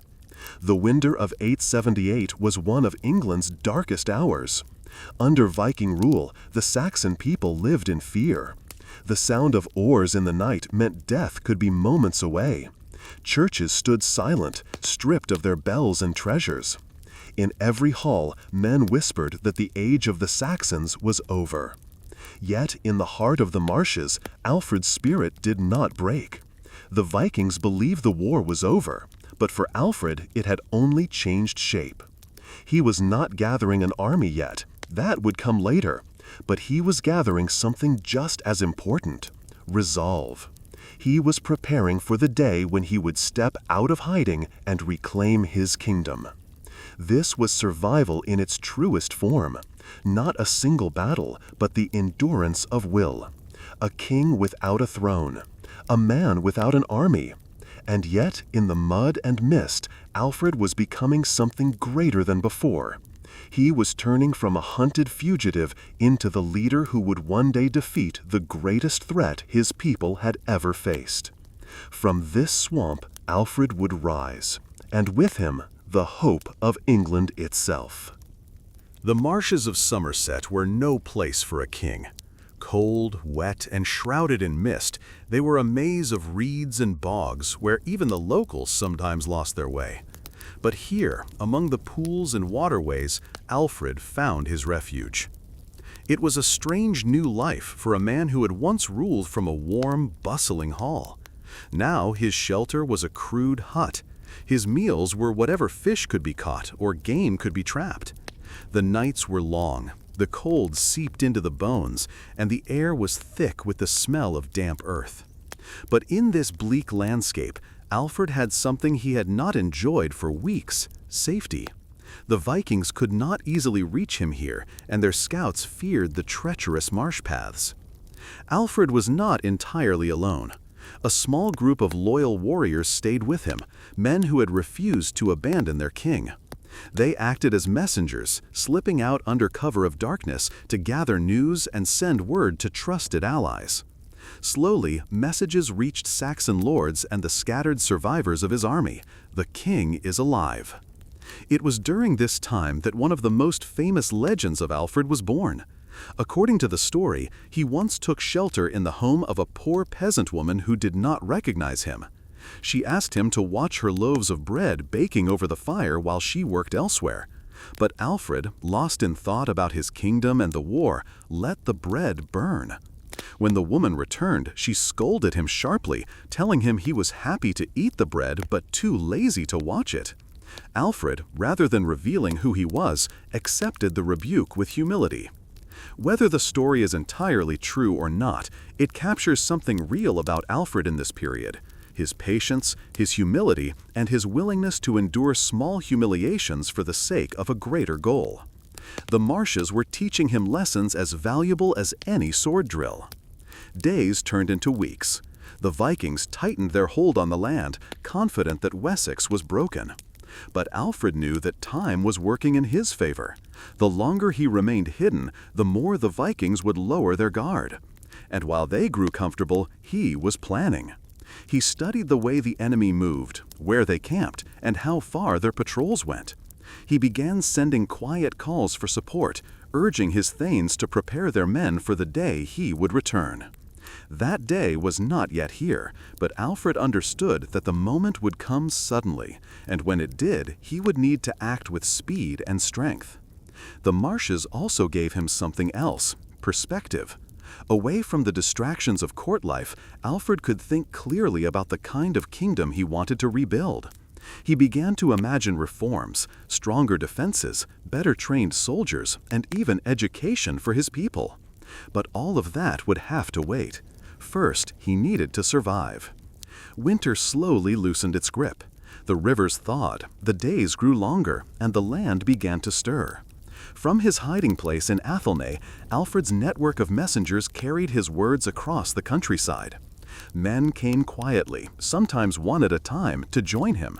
Farmers, hunters, and warriors who had lost everything to the Vikings now swore their loyalty to the hidden king. They trained in secret, hunting and sparring among the reeds, waiting for the moment when they could strike. For Alfred, these marshlands were more than a refuge. They were a forge. Every hardship, every cold night, every meager meal was hardening him for the fight to come. He had lost his kingdom once, but he would not lose it again. The Vikings believed the war was over. Alfred was preparing to prove them wrong. By early spring, Alfred's exile was turning into something far more dangerous for the Vikings: a hidden center of resistance. The marshlands of Athelney had become his fortress, a place where only those who knew the twisting paths could find their way. And from this damp, narrow stronghold, Alfred began to weave the threads of a rebellion. The first step was to test his reach. Trusted messengers slipped out under the cover of darkness, carrying Alfred's call to the far corners of Wessex. These were not grand proclamations or banners waving in the wind. They were whispered words in the corners of mead halls, quiet knocks on farmhouse doors, short scraps of parchment passed hand to hand. The message was simple: the king still lives, and he will rise again. The responses came slowly at first. A few warriors arrived alone, their armor dented, their cloaks ragged from months of hiding. Then small bands began to appear. Men who had lost family to Viking raids, men who had fought at Reading or Chippenham and escaped, men who had sworn they would not rest until the invaders were driven back into the sea. Life in Athelney was harsh, but it was here that these scattered survivors became something more than broken fighters. They trained together in the open spaces between the reed beds, practicing with sword and spear, learning to move silently along the marsh paths. Alfred himself moved among them, speaking not as a distant king, but as a comrade who shared their hunger and their cold. He knew every man's name. He listened to their grievances. And slowly they began to see not just a ruler, but a leader worth following into the fire. The Vikings, meanwhile, had grown comfortable. Guthrum, their war leader, believed Wessex had been crushed. His warriors feasted in captured towns, their patrols lazy and predictable. They had not yet realized that while they enjoyed their spoils, Alfred's army was sharpening its blades in the shadows. Alfred understood that he could not simply march out and challenge the Vikings head-on. His forces were still small compared to the enemy, and a single misstep could destroy everything he had built. But he also knew that the Saxon spirit was awakening again. Each day brought more men to Athelney, more weapons gathered, more food stored for the campaign ahead. The marshes echoed with the sound of training, the dull thud of spears in wooden targets, and the clash of blades. As Easter approached, Alfred made his move. He sent word to the Fyrds, the local militias, across Somerset, Wiltshire, and Hampshire. They were to meet him after the holy days, armed and ready for war. The plan was risky. Moving so many men in secrecy was no small task, and if the Vikings caught wind of it too soon, they could sweep down and crush the gathering before it even began. But Alfred's gamble paid off. On the appointed day, the marshes emptied of men. Columns of warriors moved through the countryside, converging at a place called Egbert's Stone. The sight must have stirred the heart of every Saxon present. Men from 3 shires, some still wearing the scars of earlier defeats, now standing together again under their king's banner. Here Alfred spoke to them. No one recorded his exact words, but they must have burned with conviction. He reminded them of the land they were fighting for, the families they had lost, and the oath they had sworn to defend their homes. He told them that this was their moment, that the enemy believed them beaten, and that such arrogance would be their downfall. The men answered not with speeches, but with the clang of spear butts striking shields, a sound like thunder rolling across the hills. From Egbert's Stone they marched as one, their numbers swelling as villagers joined the column. Alfred's small band of marshland survivors had transformed into a real army, one with the will to fight and the belief that victory was possible. The Vikings were no longer facing a scattered resistance. They were about to face Alfred the Great, reborn from exile, leading a people who had been driven to the brink and clawed their way back. And this time, the Saxons would not be the ones running. By early spring, Alfred's exile was turning into something far more dangerous for the Vikings, a hidden center of resistance. The marshlands of Athelney had become his fortress, a place where only those who knew the twisting paths could find their way. And from this damp, narrow stronghold, Alfred began to weave the threads of a rebellion. The first step was to test his reach. Trusted messengers slipped out under the cover of darkness, carrying Alfred's call to the far corners of Wessex. These were not grand proclamations or banners waving in the wind. They were whispered words in the corners of mead halls, quiet knocks on farmhouse doors, short scraps of parchment passed hand to hand. The message was simple: the king still lives, and he will rise again. The responses came slowly at first. A few warriors arrived alone, their armor dented, their cloaks ragged from months of hiding. Then small bands began to appear. Men who had lost family to Viking raids, men who had fought at Reading or Chippenham and escaped, men who had sworn they would not rest until the invaders were driven back into the sea. Life in Athelney was harsh, but it was here that these scattered survivors became something more than broken fighters. They trained together in the open spaces between the reed beds, practicing with sword and spear, learning to move silently along the marsh paths. Alfred himself moved among them, speaking not as a distant king, but as a comrade who shared their hunger and their cold. He knew every man's name. He listened to their grievances. And slowly, they began to see not just a ruler, but a leader worth following into the fire. The Vikings, meanwhile, had grown comfortable. Guthrum, their war leader, believed Wessex had been crushed. His warriors feasted in captured towns, their patrols lazy and predictable. They had not yet realized that while they enjoyed their spoils, Alfred's army was sharpening its blades in the shadows. Alfred understood that he could not simply march out and challenge the Vikings head-on. His forces were still small compared to the enemy, and a single misstep could destroy everything he had built. But he also knew that the Saxon spirit was awakening again.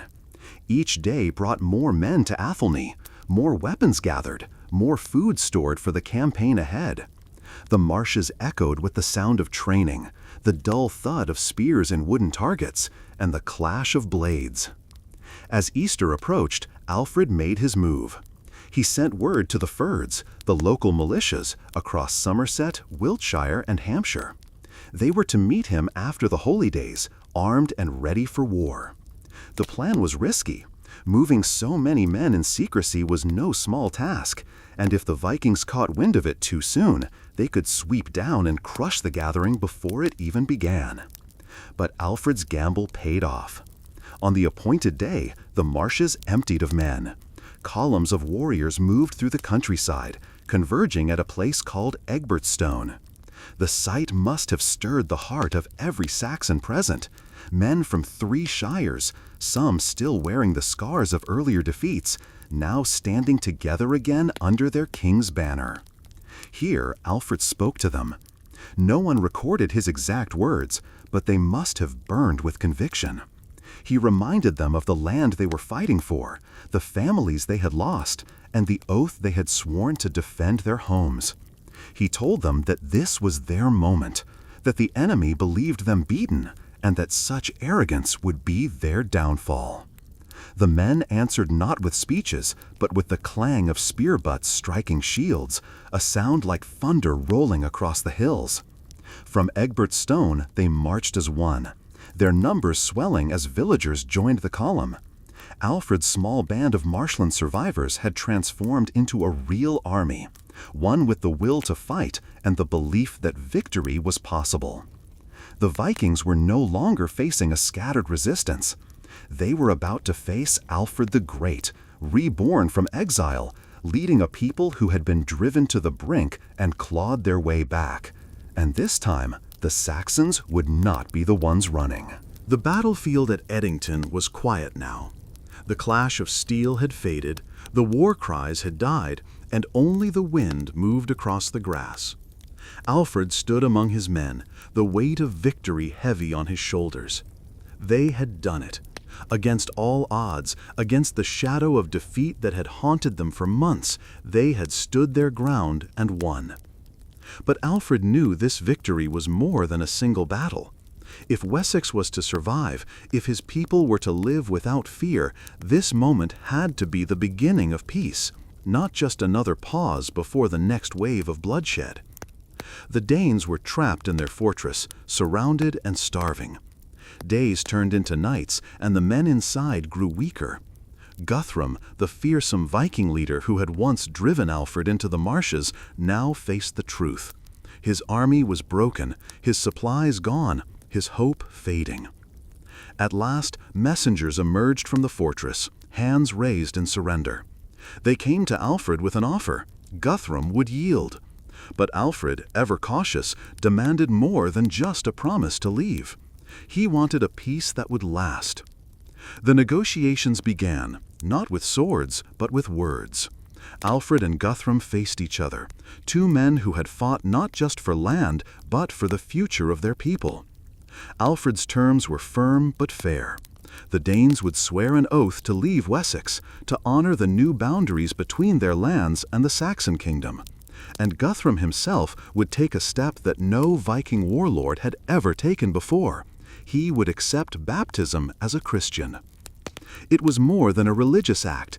It was a symbolic bridge between two worlds. Guthrum agreed. In a small, solemn ceremony, he stood in the waters, the weight of his warrior's life behind him, and emerged with a new name, Athelstan. Alfred himself stood as his godfather, sealing not just a truce, but a personal bond between former enemies. With the treaty signed and the oath sworn, the Viking army withdrew from Wessex. The threat that had once seemed unstoppable was gone, at least for now. The fields and villages they had once burned began to recover. Farmers returned to their land, craftsmen to their work, families to their homes. But Alfred did not waste the peace. He knew it was fragile, that the Danes might one day return, and that other enemies would rise. He set about strengthening Wessex from within. He reorganized his army so that part of it was always ready for defense, while the rest tended to their farms and families. He built a chain of fortified towns, burhs, strategically placed so that no part of his kingdom would be more than a day's ride from help. He also turned his attention to learning and law. Alfred believed that strength was not just in weapons, but in the mind. He gathered scholars, translated important books into English so his people could read them, and set down laws that balanced justice with mercy. In his vision, Wessex was not just a place to survive, it was a place to thrive. The man who had once hidden in a swamp, cooking stolen bread on a stranger's fire, was now a king who shaped the destiny of his land. The marshes of Athelney had been a prison once, but they had also been a crucible, burning away fear, doubt, and weakness, leaving only the steel of resolve. And though Alfred could never know it for certain, the foundations he laid would one day grow into something greater than even Wessex, the United Kingdom of England. His victory at Edington was not just the survival of a man or a king, it was the survival of a nation's hope. Years later, when people spoke of Alfred, they did not just remember the battles he fought. They remembered the way he fought them, with patience when others would have rushed, with strategy when others would have gambled, with mercy when others would have destroyed. He was called Alfred the Great, not because he never fell, but because when he did, he found the strength to rise again. And in the story of his survival, from the marshes to the battlefield, from exile to triumph, lies a truth as old as history itself. Sometimes the hardest road leads to the greatest victory.